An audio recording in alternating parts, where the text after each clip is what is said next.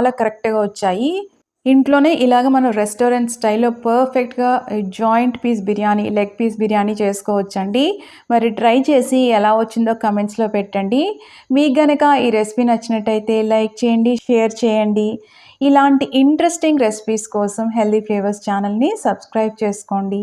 అలాగే మన ఛానల్‌లో ప్రతి రెసిపీ కూడా టిప్స్‌తో ఉంటుందండి. కాబట్టి చేసుకోవడం చాలా ఈజీ. బిగినర్స్‌కైతే ఇది చాలా పర్ఫెక్ట్ చాయిస్.